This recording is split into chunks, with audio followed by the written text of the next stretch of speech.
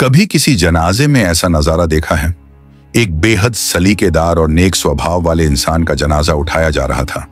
सफेद कफन में लिपटी उसकी देह को 4 कंधे संभाल कर लेकर चल रहे थे। वह शख्स जिसने सारी उम्र किसी को तकलीफ नहीं दी।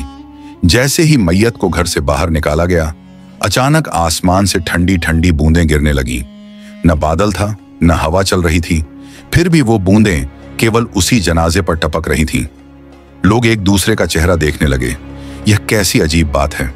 उसी वक्त पास खड़े बुजुर्ग मौलवी साहब की आंखें भर आईं। उन्होंने रुकती हुई आवाज में कहा, यह बारिश नहीं, यह रहमत है उस बंदे पर जिसने सारी जिंदगी दूसरों का बोझ हल्का किया।